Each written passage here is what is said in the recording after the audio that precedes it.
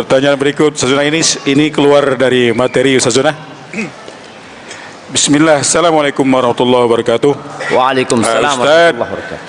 Bagaimana cara menasihati seorang suami yang masih suka menonton anime, ya, kartun? Ini para suami ini, Ustaz. Menonton apa? Seorang istri menuju suaminya yang ada di sini katanya. Tolong nasihati, Ustaz. Suka nonton apa? Anime kartun. Anda ulangi, Ustaz. Bagaimana cara menasihati seorang suami yang masih suka menonton anime atau kartun dan video-video pendek di Facebook setiap hari? Tolong nasihati ya Ustaz, mumpung suami anak ada di sini. Nah, kayaknya banyak yang kayak gitu jemaah. Ini mewakili. Mewakili. Ya, karena memang ada orang-orang yang masa kecil kurang bahagia. Maka nasihat Anda yang pertama buat istrinya, buat yang bertanya, buat para wanita di sana, jadilah engkau film kartun buat suamimu. Jadilah engkau video pendek buat suamimu. Wah, seneng bapak-bapak ini. Ya, sebelum kita memberi nasihat kepada orang lain, kita lihat diri kita dulu jemaah. Rasulullah sallallahu alaihi wasallam ketika beliau ditanya tentang wanita yang paling baik, allati idza nadarta ilaiha sarratka, yang kalau engkau memandang kepadanya dia menyenangkan hatimu. Bikin suami itu nggak ngelihat handphonenya. Ngelihat siapa? Ngelihat istrinya. Maka tolong para wanita berusaha untuk selalu tampil indah buat suami. Suaminya pulang kerja, suaminya sedang sibuk dengan handphonenya, dia datang dengan pakaian yang seksi di depan suaminya, insya Allah handphonenya ditaruh.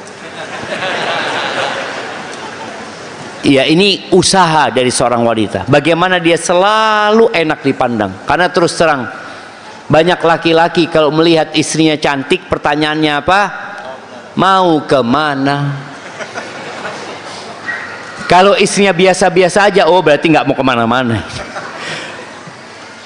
Taib, adapun buat para suami,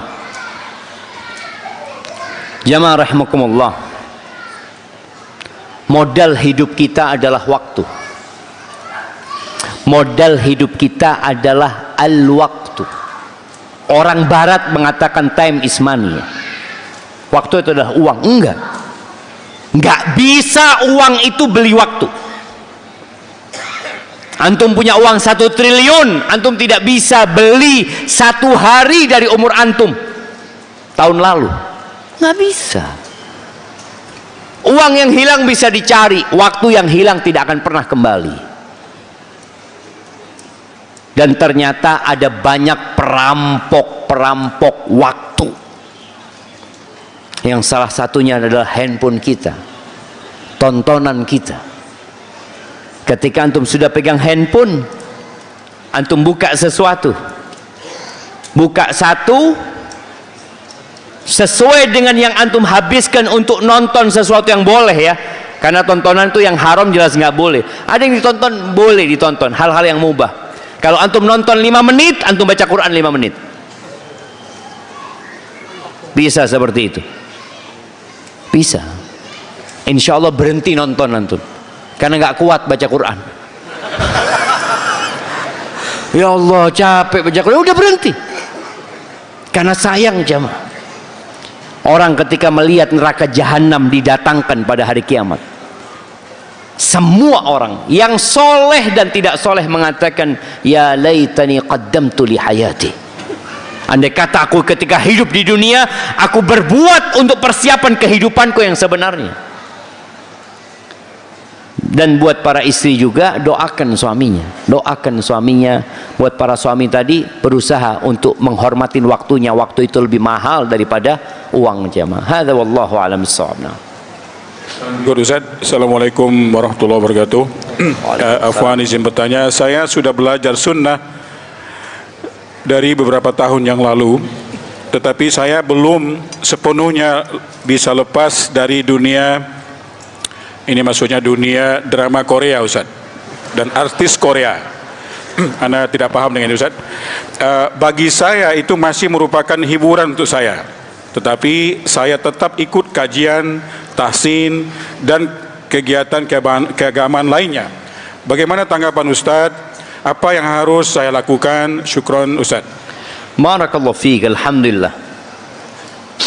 Yang pertama,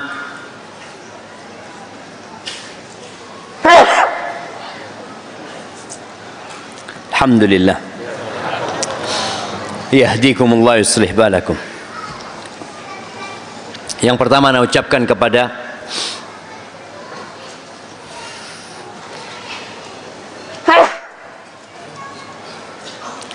alhamdulillah.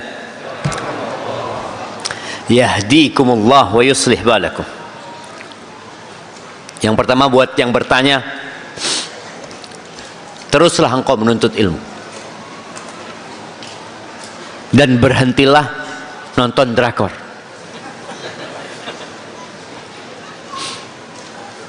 Bagaimana ya Ustadznya? Itu hiburan.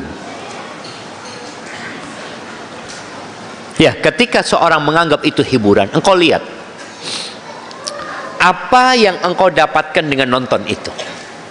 Manusia ini adalah makhluk yang bakhil, pelit manusia itu sebenarnya. Engkau lihat dengan waktu yang engkau keluarkan untuk nonton itu, engkau dapat apa? Dapat uang? Enggak.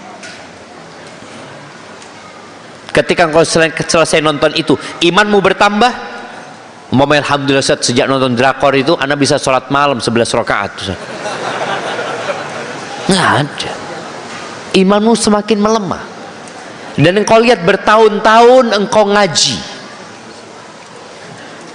Bagaimana kenaikan imanmu? Ada kenaikan atau ada penurunan? Memang kita tuh jamaah manusia yang terus berbuat dosa.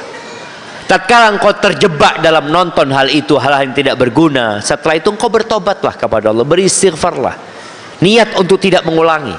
Tapi kalau engkau dalam hatimu memang ingin ngulangin lagi, maka akan bertumpuk dosa-dosamu. Apalagi yang ditonton di sana ada tontonan yang terlarang memang. Kalau wanita nonton drakor, kemudian dia memandang suaminya, bagaimana dia lihat suaminya? Ini sama tangan yang di drakor itu lebih bagus tangannya daripada wajah suaminya. Jadi masalah jemaah. Maka tolong tadi niatlah untuk berhenti. Tapi kemudian engkau terjebak lagi, bertobatlah dan niatlah untuk berhenti. Terjebak lagi, bertobatlah kemudian niat untuk berhenti. Tapi kalau dari awal engkau memang mau terus-terusan menjadikan itu hiburan, ya akan membuat hati jadi keras nantinya. Hadza wallahu a'lam bissawab. Terima kasih Pak Ustadz. Jadi setelah saya mendengar dari penyampaian yang Ustadz sampaikan, berarti kalau kita mengetahui bahwa hidup kita ini di dunia ini hanya sementara, akhirat yang nyata dan lebih di sana, berarti kita tak perlulah kaya-kaya ya Ustadz di dunia ini gitu. Tapi kadang yang namanya kita manusia ini kan kebutuhannya kan, keinginan boleh katakan ada, karena kita bukan malaikat kan Ustaz, kita manusia biasa. Jadi kalau udah tengok kajian ini kan berarti kita tidak perlulah kaya-kaya banyak duit, yang penting hati kita untuk mempersiapkan akhirat itu. Tapi bagaimana ya cara kita menanam hati kita itu supaya bisa mengarah ke sana itu Ustaz. Itu saja. Assalamualaikum warahmatullahi wabarakatuh. Waalaikumsalam warahmatullahi wabarakatuh. Ya, kalau bicara nggak perlu kaya-kaya, perlu kaya. Kan Nabi SAW mengatakan la ba'sa bil ghina, nggak apa-apa kaya itu asalkan bertakwa. Tadi kalau orang muslim itu kaya, uangnya 1 juta, dia sedekah 500.000, Masya Allah manfaatnya kan banyak, sisanya 500.000. Kalau dia punya uang 10 miliar, sedekahnya 5 miliar, Masya Allah kan, manfaatnya buat umat itu besar. Jadi kalau bicara kaya itu nggak apa-apa, yang penting bertakwa.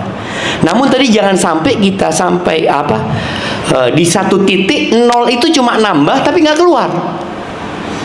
Nolnya nambah loh. Yang dikeluarkan berapa? Tetap 100 juta mamanya. Saya alhamdulillah Ustaz, tiap tahun saya sedekah 100 juta. Padahal nolnya sudah nambah dia. Seharusnya 100 juta itu juga nambah nolnya 1. Jadi tetap berpikir persentase tadi. Kaya silahkan. Kalau bicara kebutuhan manusia itu terbatas. Baju manusia butuh berapa? 2 lah, 1 dipakai, 1 dicuci. Tas, mama butuh tas berapa? Mama butuh tas berapa? Mama tasnya sama dengan warna bajunya. Kalau bajunya 10, tasnya 10. Itu keinginan, bukan kebutuhan. Dan kalau bicara keinginan, ya keinginan nggak ada batasannya, nggak ada batasannya. Kita punya mobil ini, kepingin punya mobil ini, maka kita punya handphone. Perusahaan-perusahaan ini kan memang bikin handphone itu berusaha dia untuk menggabungkan kebutuhan dengan keinginan. Padahal lebih banyak keinginannya. Kalau butuh, banyak orang tua butuh HP apa? Ya bisa buat telepon, bisa buat WA, selesai. Tapi kalau keinginan, Masya Allah, kepingin yang kameranya 7 supaya lebih keren momen seperti itu. Jadi kalau keinginan itu memang nggak ada batasannya. Kita yang harus mengerem keinginan itu. Tapi kalau kaya butuh tadi, karena umat butuh gitu loh. Dan kita butuh buat akhirat kita. Makanya pernah di masa Nabi SAW orang-orang miskin itu ngeluh. Datang kepada Rasul SAW mengatakan, ya Rasulullah, zahaba ahlud duthur bil ujur. Ya Rasul, itu orang-orang kaya borong pahala mereka. Kata Nabi SAW, gimana kata dia? Yusalluna kama nusalli. Mereka sholat seperti kita sholat, sama. Yasumuna kama nasum. Mereka puasa, kita puasa. Orang kaya sama miskin sama di sini. Puasa sama, sholat sama. Terus yang jadi masalah mereka bisa sodako, kita nggak bisa sodako. Wa yatasaddaquna bi fuduli amwal. Mereka bisa sodako dengan kelebihan harta mereka, kita nggak bisa gitu loh.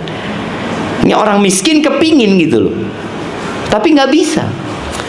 Lalu kata Nabi SAW, kalian mau nggak aku kasih amalan yang bisa menyeimbangi mereka? Iya ya Rasul. Nah, selesai sholat kalian baca subhanallah 33 kali, alhamdulillah 33 kali, Allahu Akbar 33 kali, terus baca la ilaha illallah wahdahu la syarikalah sampai akhir itu ya. Itu insya Allah kalian bisa menyaingi mereka. Sudah sahabat bahagia ya.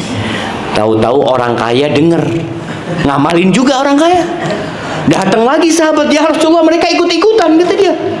Kita sudah mau bersaing, tahu-tahu diikutin sama mereka. Apa kata Nabi SAW? Dzalika fadlullah yu'tihi man yasha.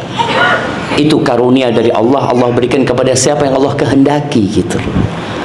Dan belum tentu kalau yang miskin kaya bisa seperti orang kaya yang bersedekah, belum tentu.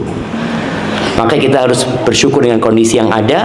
Tadi yang kaya silahkan, semakin bisa memberikan manfaat buat orang. Jadi ketika ambisinya akhirat, semakin Abdurrahman bin Auf kaya raya, Utsman kaya raya. Tapi buat apa? Tadi buat kebutuhan umat gitu loh. Bukan untuk kebutuhan pribadi. Soalnya kebutuhannya udah cukup gitu loh. Jadi kadang nggak berpikir cari fulus lagi, buat apa Ustaz? Ana udah cukup gitu loh. Umur sudah sekian ya. Nggak manfaat, tambahan 0 itu nggak manfaat buat akhiratnya. Seperti itu. Barakallahu fikum. Cuma tadi jangan sampai lupa halal haram ya ketika mencari dunia. Ustadz Syafiq, Ustadz tolong beri nasihat kepada kami yang rumah tangganya masih LDR Ustadz, dan minta doanya untuk suami saya yang belum mengenal sunnah dan ibadahnya masih bolong-bolong. Kemudian, Masya Allah, banyak banget LDR, ibadahnya bolong-bolong, belum mengenal sunnah, terus hidup lagi Ustaz. Hah? Terus kemudian, nah ini ngaku juga Ustaz. Sementara saya masih suka banyak beli koleksi sepatu, baju-baju, tas, skincare. Ini skincare saya yang tambah ya, Afan. Apakah saya berdosa? Hukumnya apakah jika koleksi barang-barang tersebut karena alasannya masih mampu untuk membeli, Ustaz? Masya Allah, Masya Allah, barakallahu fiik. Iya,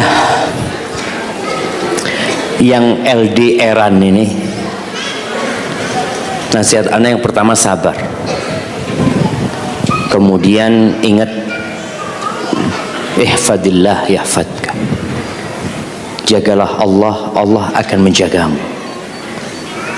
Para suami yang jauh dari istrinya, jangan lupa Allah senantiasa mengawasin dia.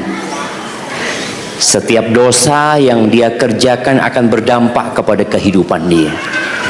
Tapi kalau dia menjaga Allah, Allah akan jaga istri dan anak-anaknya.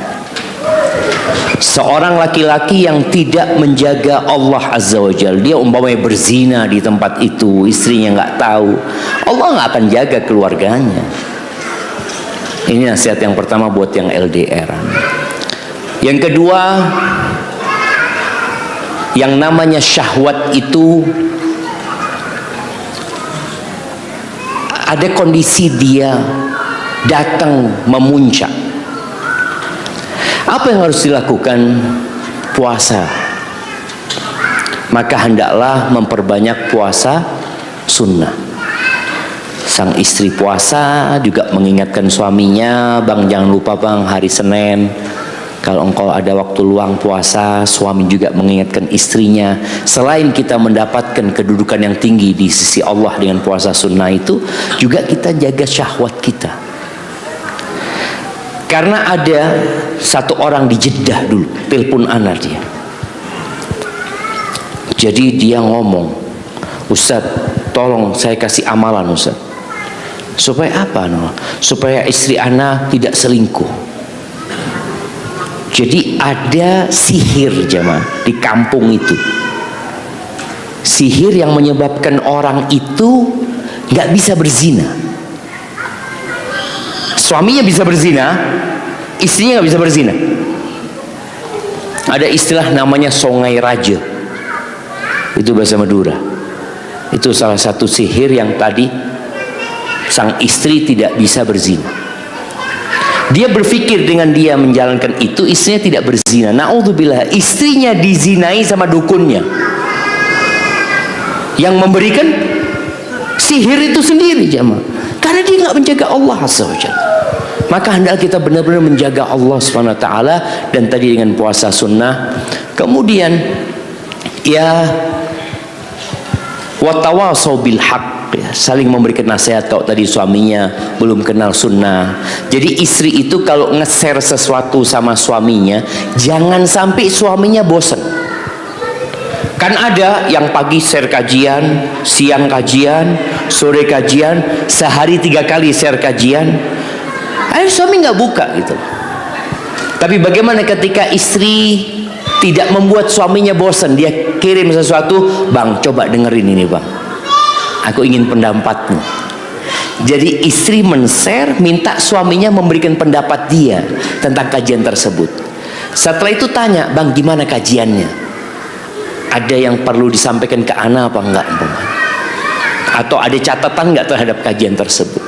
Jadi mohon sama suami untuk, ya paling enggak dia menjadi reviewer ya untuk kajian tersebut. Itu insya Allah suami mau. Tapi kalau istri dari awal ngomong, bang coba dengarkan kajian ini supaya engkau bertakwa kepada Allah. Aku lihat engkau ini sampai kapan mau kayak gini. Kira-kira didengerin nggak kajian itu? Nggak bakalan didengerin. Dia tambah nggak suka sama istrinya. Maka istri harus pinter bagaimana mengambil hatinya suaminya. Kemudian apa lagi? Tadi beli barang-barang. Oh, beli barang-barang. Ya, nasihat ana ingat ya, kalau bicara dunia ini, ketika Ali bin Abi Thalib ditanya tentang sifat dunia, Ali mengatakan halaluha hisab wa haramuhan nar. Halalnya akan dihisab, haramnya di neraka. Tapi seorang yang punya harta, boleh dia menggunakan hartanya selama tidak sampai berlebih-lebihan, selama bukan untuk kesombongan. Nabi SAW mengatakan, kul washrab walbas watasaddaq min ghairi makhilatin wala sarafin.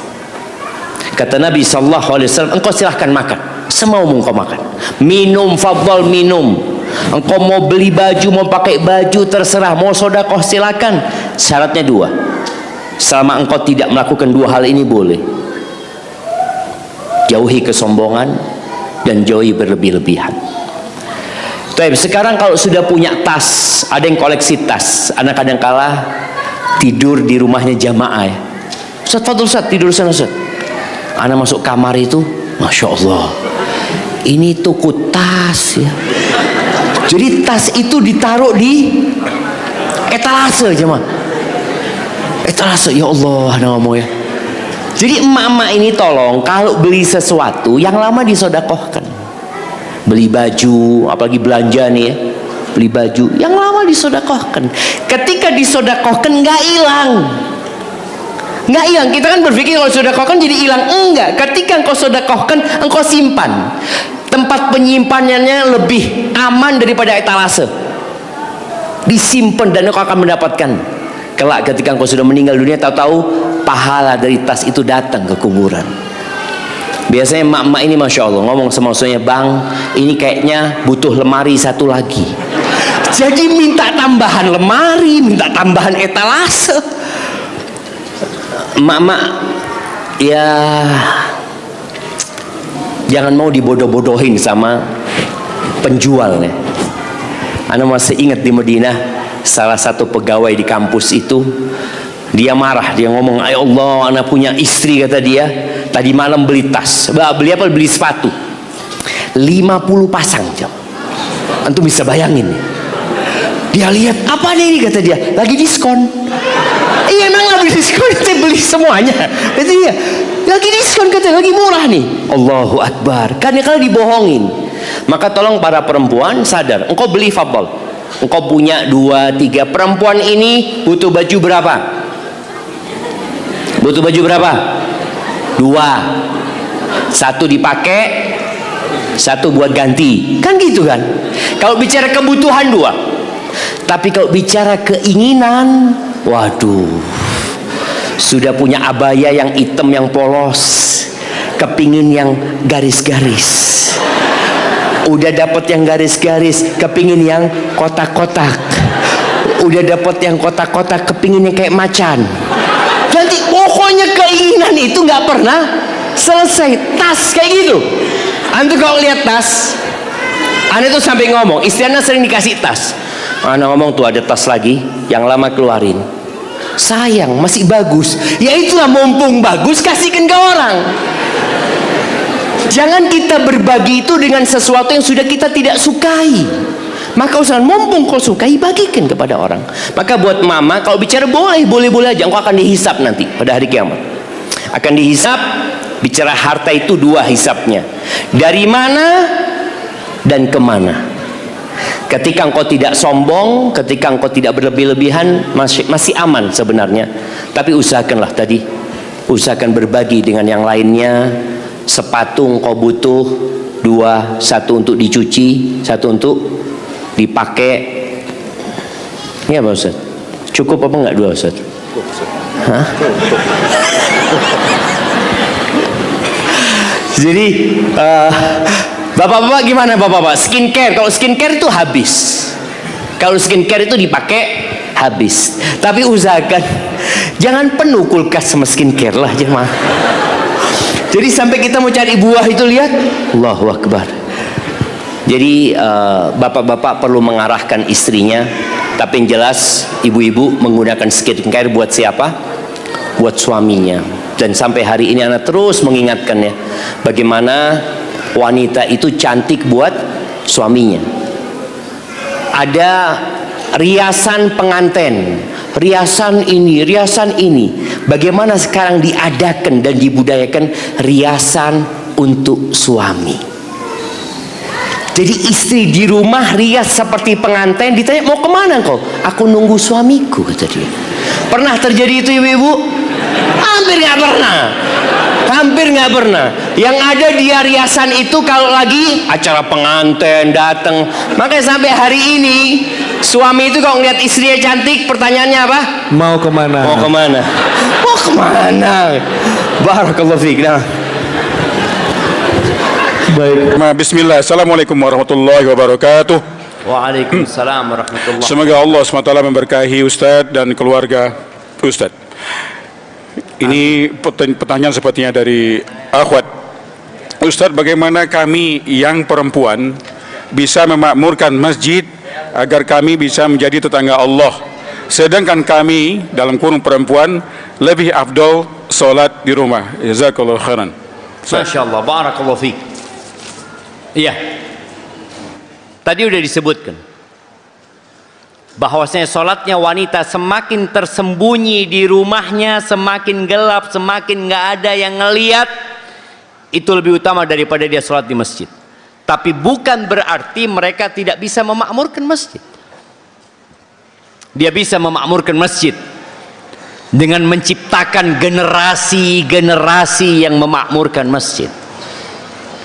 Dia bisa memakmurkan masjid dengan memotivasi suaminya untuk ke masjid. Dia bisa memakmurkan masjid dengan hartanya, dengan membangun rumah Allah Azza wa Jal, dengan membelikan Al-Quran yang ditaruh di masjid, atau dia belikan karpet yang ditaruh di masjid. Dan banyak tidak sedikit wanita-wanita yang punya masjid, artinya dia bangun sendiri itu masjid. Maka tetap walaupun mereka tidak datang ke masjid, namun mereka dapat pahala orang-orang yang memakmurkan masjid, insyaallah. Hadza wallahu a'lam bissawab. Nah. Pertanyaan berikut. Assalamualaikum. Ustaz, Waalaikumsalam. berikan saya amalan yang dengannya kaki ini ringan untuk melangkahkan ke rumah Allah. Barakallahu fiik. Ya, ini menjadi sebuah permasalahan. Kita tahu dengan semua fadilah yang tadi disebutkan. Kita berulang kali mendengar dan mendengar ustadz-ustadz menyampaikan. Tapi ternyata hati ini berat, Ustadz. Tadi kalau untuk hobi dan kesenangannya ringan, tapi untuk ke rumah Allah berat. Apa masalahnya? Ternyata yang membuat orang itu jadi lemah karena jantungnya sedang sakit. Apa yang menyebabkan jantung itu sakit? Dosa. Maka yang perlu dilakukan adalah memperbanyak istighfar. Jadi ketika antum tidak berani, tidak mampu ke masjid, merasa capek ke masjid, lelah ke masjid, perbanyak istighfar. Mohon ampun kepada Allah Azza wa Jalla terus supaya bersih. Karena kata Nabi alaihi salatu wassalam, "Idza adznaba 'abdun nukita fi qalbihi nukta sauda." Apabila seorang hamba berbuat dosa, maka di jantungnya ada noktah hitam. Tapi ketika dia beristighfar, dia bertobat, dia tinggalkan dosa itu, suqila qalbuh, dibersihkan hatinya. Tapi kalau dia berbuat dosa lagi, nambah itu nokta, sampai berat dia ke rumah Allah. Dan boleh jadi ada orang-orang yang hatinya tertutup. Tetangga masjid, nggak pernah ke masjid. Dempet rumahnya sama masjid. Yang jauh bisa datang ke masjid. Ketika ada seorang yang bertanya kepada Hasan al-Basri, dia mengatakan, "Ya Aba Sa'id, aku ini gimana ya? Aku ini kepingin sholat malam. Aku sudah siapkan wudhunya, semuanya sudah siap. Tapi nggak pernah bangun aku. Kenapa orang-orang bisa bangun dan aku nggak bisa bangun? Kenapa orang-orang bisa sholat malam, aku nggak bisa? Apa masalahnya sama aku? Aku ingin sholat malam." Kata Hasan Basri, "Qayyadatka dhunubuka." Engkau dirantai, engkau dibelenggu dengan dosa-dosamu sendiri. Makanya ketika seorang berat melakukan ibadah, berarti ada dosa yang kita lakukan. Anak kok malas baca Quran Ustaz ya? Anak kok malas berzikir Ustaz ya? Anak kok malas? Dosa. Yang kedua, perbanyak baca la haula wala quwata illa billah, agar kita tidak bersandar kepada diri kita sendiri. Kita ketika dengar hayya 'alas shalah, kita tidak ulangin hayya 'alas shalah. Padahal dari awal kita ulangin Allahu akbar, Allahu akbar. Asyhadu an la ilaha illallah, kita ulangin asyhadu an la ilaha illallah. Asyhadu anna Muhammadar Rasulullah, kita ulangin. Ketika sampai kepada hayya 'alas shalah, kita katakan la haula wala quwata illa billah. Yang ketiga, ganti kawan. Kita tuh kalau punya kawan yang suka ke masjid, kita akan diajak ke masjid.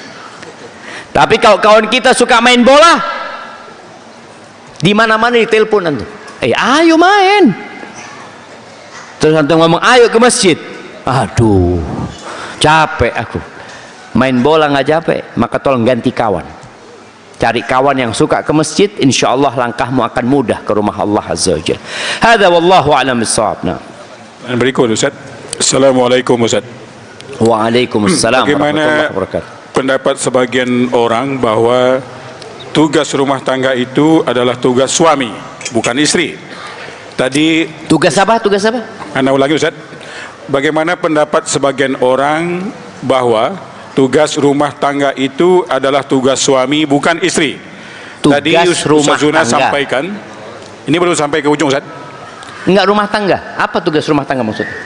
Ini si penanya sepertinya menanyakan mengambil pendapat orang lain. Oke, Nanti siap. baru bertanyanya di bawah. Siap. Ya. Bagaimana pendapat sebagian orang bahwa mungkin maksudnya sebagian orang mengatakan bahwa tugas rumah tangga itu adalah tugas suami, bukan tugas istri. Pertanyaan ini Ustaz. Tadi Ustaz Zuna sampaikan bahwa jihad istri itu kerja di rumah. Iya. Faham jemaah? Coba kita fahami bersama. Iya. Maksudnya tugas rumah tangga ini masak, nyuci, nyapu, mandiin anak, gendong anak. Itu tugasnya suami gitu maksudnya. Iya. Jamaah rahimakumullah. Apa yang dilakukan Fatimah putri Nabi SAW di rumahnya?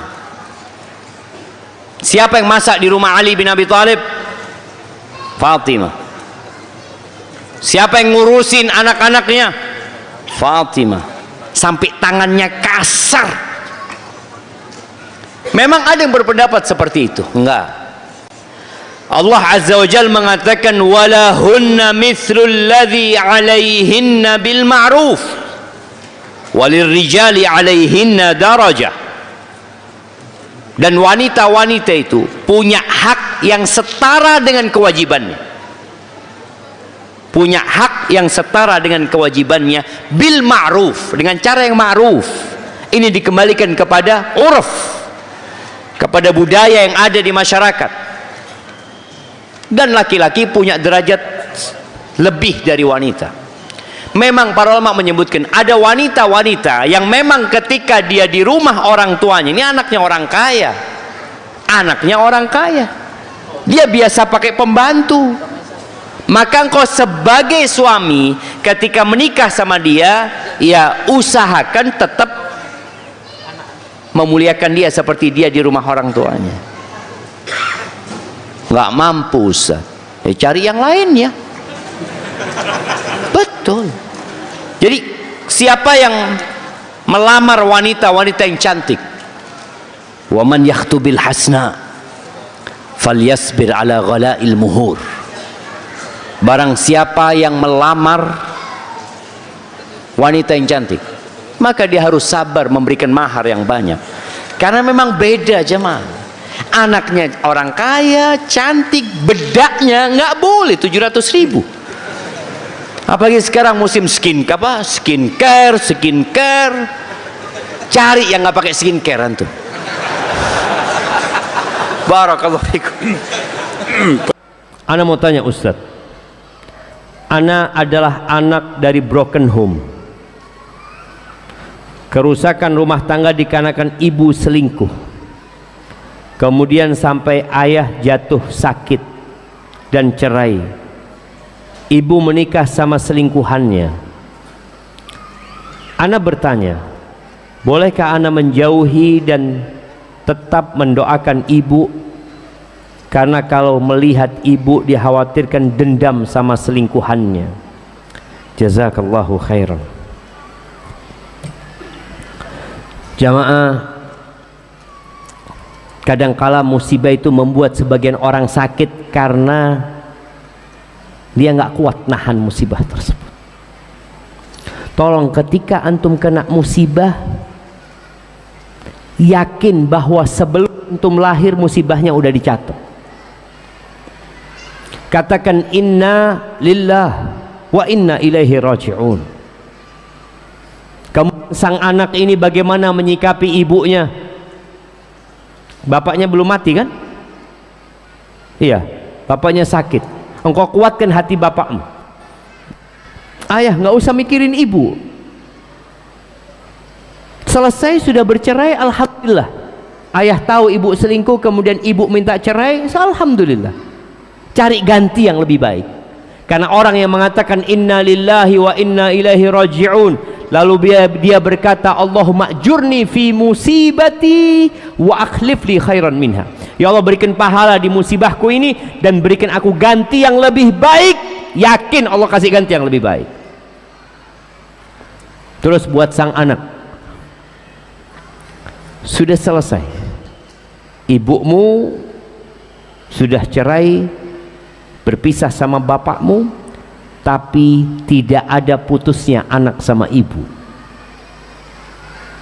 Engkau jangan merasa dendam sama selingkuhannya, karena boleh jadi ibu juga yang mau. Ya udah, mudah-mudahan dua-duanya bertobat. Bagaimana sekarang engkau datang ke ibu, mengajak ibumu ke surga? Karena bagaimanapun jamaah, kita punya kewajiban berbakti kepada ibu kita, kepada ayah kita, walaupun keduanya kafir. Walaupun keduanya kafir, kita nggak boleh taat dengan kekafiran dan kemaksiatan. Tapi kata Allah, wasahibhuma fid dunya ma'rufa. Dampingi keduanya dalam kehidupan ini dengan cara yang baik. Maka engkau sebagai anak datang kepada ibu, sudah, dosanya ibu antara ibu sama Allah Azza wa Jalla. Dan boleh jadi kalau ibumu bertobat, dia jauh lebih baik daripada sebelum dia berbuat dosa. Maka bagaimana engkau mengajak ibumu untuk kembali kepada Allah, bukan untuk kembali kepada bapak, bukan. Itu yang dapat Anda sampaikan jamaah, kurang lebihnya mohon maaf. Saya sudah kehilangan hidayah dan iman pada diri saya. Saya sudah kembali kepada kemaksiatan yang saya kerjakan dulu. Diri ini sudah tidak takut lagi dengan Allah. Ustaz, bantu solusinya Ustaz, agar Allah memberikan saya iman dan hidayah lagi. Yang pertama, antum berangkat ziarah kubur. Datanglah ke kuburan. Kadangkala Nabi SAW ziarah kubur itu malam hari, tapi di negeri kita kuburan itu jadi tempat apa? Tempatnya hantu, tempatnya pocong. Ada usaha dari sebagian orang supaya nggak ziarah kubur nih orang. Di mana ada pocong jemaah? Mati sudah dia. Memang ada keyakinan yang tidak benar yang mengatakan bahwasanya ruhnya orang mati itu bergentayangan. Ada yang mengatakan nanti kalau saya mati saya datengin kamu. Tidak ada. Engkau imma diazab, imma dikasih nikmat.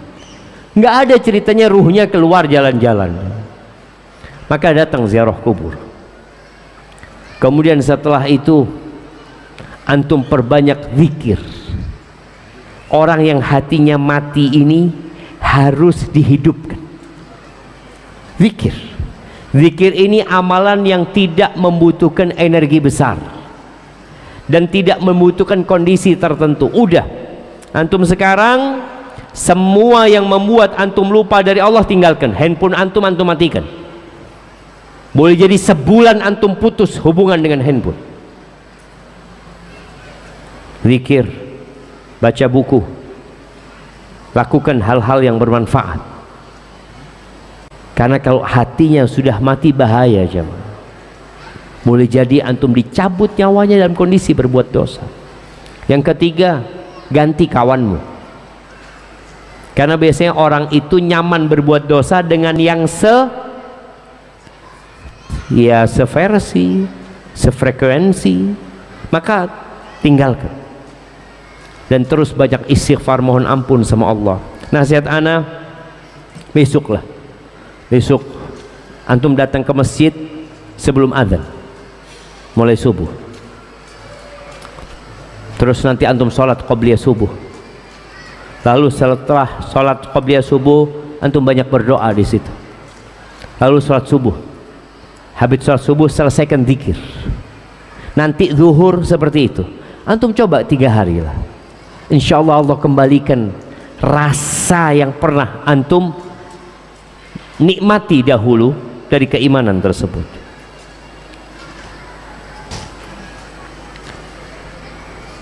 Nah, ini mungkin pertanyaannya mirip dengan yang tadi.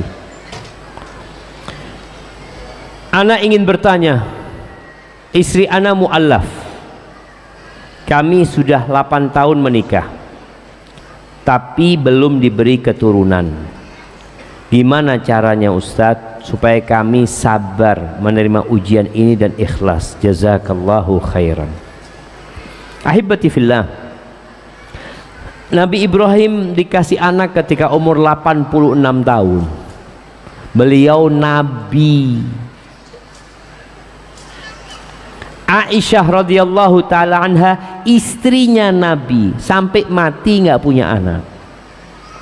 Hafsah putrinya Umar, istrinya Nabi sampai mati nggak dikasih anak. Zainab, Juwairiyah, Ummu Habibah, istri si Nabi itu nggak ada yang punya anak kecuali Khadijah radhiyallahu taala anha. Sabar. Allah itu mengatakan lillahi mulku samawati wal ard yakhluqu ma yasha. Milik Allah kerajaan langit dan bumi. Antum 8 miliar manusia milik Allah. Pulau Jawa, Sumatera milik Allah, semua dunia milik Allah Azza wa Jalla. Allah menciptakan apa yang Allah kehendaki, bukan yang kita kehendaki. Yahabu liman yasha'u dzukur, yahabu liman yasha'u inatha, wa yahabu liman yasha'u dzukur, au yuzawwijuhum dzukranan wa inatha. Sebagian orang dikasih anak perempuan semuanya, sebagian dikasih anak semuanya laki. Padahal keinginan orang itu berpasang-pasangan. Ada yang laki, ada yang perempuan. Ini ada orang punya anak 8, semuanya perempuan. Hamil yang ke-9. Kata suaminya, kalau engkau nanti lahir perempuan lagi, aku akan ceraikan engkau. Lahir perempuannya mah. Mau ngomong apa? Emangnya yang bikin anak tuh istrinya? Engkau suaminya, engkau bikin? Nggak bikin juga, nggak bisa. Allah. Sebagian anaknya laki, sebagian masya Allah berpasang-pasangan. Ada yang tanya, gimana antum kok bisa berpasang-pasangan? Ada cara tersendiri? Oh ada caranya. Caranya seperti ini, seperti ini. Udah praktek caranya. Keluar lagi tetap perempuan. Loh, kok tetap perempuan keluarnya? Manusia cuma berusaha. Yang menentukan Allah. Wa yaj'alu man yasha' aqima. Innahu alimun qadir. Dan sebagian orang Allah jadikan mandul. Allah itu maha tahu dan maha kuasa. Maka engkau jangan khawatir. Anak itu bukan sumber kebahagiaan. Bahkan Nabi SAW mengatakan, al-waladu majbanatun majhalatun mahzanah mabkhalah. Anak itu sumber kesedihan, sumber kebahagiaan, sumber kebodohan. Mahzanatun mabkhalatun majhalah. Satu lagi tadi apa? Sumber kebodohan, kebakhilan, kesedihan, majbana, sumber kepengecutan. Tapi memang anak itu fitnah, ujian buat orang tuanya, perhiasan kehidupan. Orang kepingin punya anak. Al-mal wal banun zinatul hayatid dunya. Iya. Tapi Allah ingatkan, wal baqiyatus salihatu khairun 'inda rabbika thawaban khairun amala. Amalan soleh, ketaatan kepada Allah, zikir itu lebih baik dan lebih bisa diharapkan. Aisyah nggak punya anak, nggak ada masalah. Oh kan nggak ada yang mendoakan Ustaz. Ya orang kepingin punya anak tapi nggak dikasih, mau apa? Maka nasihat anak, jangan pernah berputus asa, teruslah berdoa, mengatakan Rabbi habli minas salihin, ya Allah karuniakan kepada aku anak-anak yang soleh. Saya seorang ayah dan qadarullah diberikan anak berkebutuhan khusus. Saya dan istri selalu memberikan yang terbaik, ikhtiar dan terus berdoa. Apakah benar anak spesial yang Allah titipkan kepada kami dapat menjadi tiket kami ke surga? Dan benarkah apakah anak berkebutuhan khusus kami akan masuk surga? Terima kasih Ustaz. Barakallahu fikum. Iya, kalau bicara anak berkebutuhan khusus, kita semua nggak ingin. Kita ingin anak yang normal. Kita ingin anak yang bisa membantu orang tuanya. Ada harapan orang tua ketika punya anak. Seperti Nabi Ibrahim, bagaimana akhirnya Ismail membantu abahnya membangun Ka'bah. Tapi ada orang yang dikasih anak berkebutuhan khusus. Artinya anak itu butuh terus sama orang tuanya. Yang tadi harapannya orang tua nanti ya bersandar kepada anaknya, akhirnya bukan. Maka tadi orang ketika mau punya anak itu niatkan yang benar. Niatkan bagaimana memperbanyak umatnya Nabi Muhammad SAW. Dan yang dikasih anak berkebutuhan khusus, jangan kemudian engkau berhenti punya anak. Enggak loh Ustaz, anak mau fokus sama ini. Loh enggak. Kadang-kadang dia jadi takut, dia takut Allah kasih lagi seperti itu. Ini berburuk sangka sama Allah Subhanahu wa taala. Kalau bicara apakah bisa jadi tiket masuk surga? Nah, kalau bersabar dan menerima takdir Allah Subhanahu wa taala, maka tolong menghadapi musibah itu yakin bahwa 50.000 tahun yang lalu sebelum penciptaan langit dan bumi sudah ditetapkan. Nggak perlu nyalahkan siapa-siapa.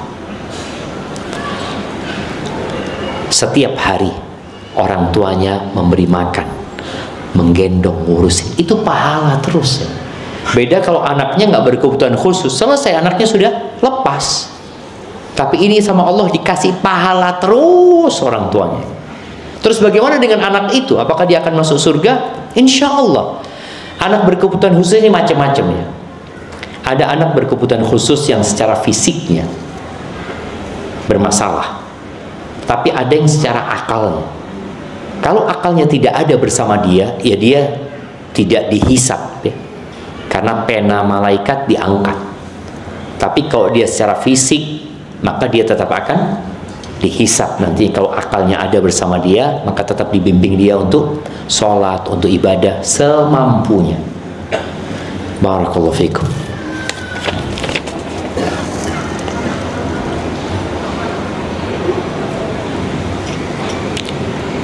Mau bertanya, bolehkah setelah selesai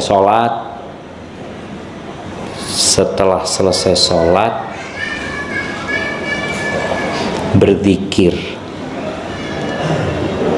Saat berzikir berdoa di antara berzikir, apa harus selesai zikirnya baru boleh berdoa? Ya, kadangkala orang di tengah-tengah zikir ada yang ingin dia minta sama Allah SWT. Ya silahkan minta, tapi lebih baik doanya setelah semua zikir selesai. Jadi zikirnya itu juga jadi wasilah agar Allah mengabulkan doa kita. Bolehkah puasa Senin Kemis dibarengkan dengan puasa Dzulhijjah? Jamaah rahimakumullah, puasa Dzulhijjah ini adalah berkaitan dengan hari-harinya memang mulia. Jadi ketika kita puasa hari Senin di 10 awal Dzulhijjah, kita akan dapat keutamaan Dzulhijjah secara otomatis. Plus tadi hari Senin ini hari diangkatnya amalan gitu. Maka nggak masalah untuk meniatkan tadi anak puasa hari Senin ya Allah, dan puasa Dzulhijjah tentunya. Jadi nggak ada masalah, bisa digabungkan niatnya, tapi secara otomatis dia akan mendapatkan pahala itu jemaah. Atau ada orang, Ustaz, anak Dzulhijjah ini mau qadha puasa anak, Ustaz, kata dia. Nggak apa-apa, maka tetap dapat keutamaan hari-hari Dzulhijjah. Tapi puasanya bukan puasa sunnah, jadi puasa qadha. Kalau suami sholatnya bolong-bolong dan tidak bertanggung jawab, apa saya seorang istri harus tetap bersabar? Ini yang kadang-kala perlu ditanyakan. Kok mau sama suami kayak gitu? Dapat di mana suami kayak gitu loh? Ini kan masalahnya kadang-kala kita yang ketika memilih suami nggak benar gitu. Ketika memilih suami hanya melihat kepada tampannya, kepada perawakannya. Ternyata dia suami yang nggak sholat, nggak bertanggung jawab. Maka nasihat anak buat yang bertanya, beristighfarlah, mohon ampun kepada Allah. Boleh jadi engkau dapat seperti ini karena engkaunya. Setelah itu diperbaiki, sabar memperbaiki suami. Ya pelan-pelan, ya sambil didoakan, tetap melayani suami dengan baik. Semoga dia, kalau dia bolong-bolong berarti masih sholat dia, cuma alhamdulillah. Tinggal mengingatkannya istri dengan cara yang bijak. Jangan katakan kepada suami, bang, engkau kalau nggak sholat lagi kafir kau bentar lagi. Jangan. Jadi perlu dikuatkan keimanannya, dikasih tahu fadilah-fadilah sholat. Masya Allah jemaah. Banyak pertanyaan jemaah, tapi kayaknya sudah nggak kuat karena jemaah. Insya Allah ya, buat yang nulis dan tidak dibacakan pertanyaannya, sabar. Bagaimana istri memberi bingkisan kepada tetangga yang beragama Nasrani padahal sudah diingatkan? Bagaimana sebagai seorang suami? Ketahuilah jamaah, sebagian kita ini ingin menunjukkan kita orang yang paling toleransi.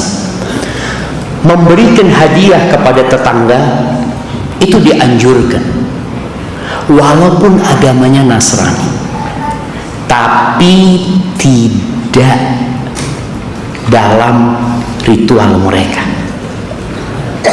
Bagaimana Nabi SAW mengatakan, mazala Jibril yusini bil jar hatta dhanantu annahu sayuwarrithuhu. Jibril itu terus memberikan nasihat kepada aku agar aku berbuat baik kepada tetangga, sampai aku mengira tetangga itu akan dapat warisan. Abdullah bin Amr bin As ketika dia nyembelih kambing, dia mengatakan kepada pembantunya sedang ngulitin kambing itu, idza faraghta fabda bijarinal yahudi. Kalau engkau selesai ngulitin kambing, dipotong-potong, yang pertama engkau kasih tetangga kita yang Yahudi. Bayangin. Jadi silahkan, tolong kita ini tunjukkan Islam itu indah. Jadi tatkala mereka punya perayaan kita tidak berbagi hadiah sama dia, dia faham, ini orang Islam. Kalau urusannya agama, lakum dinukum waliyadin. Tapi kalau urusan sosial, oh dia membantu, antum masak, kirim ke tetangga. Jadi Anda nggak paham kalau yang dimaksud antum ini memberikan bingkisan Natal umpamanya, maka itu nggak boleh. Tapi kalau berbagi hadiah sama tetangga, itu boleh.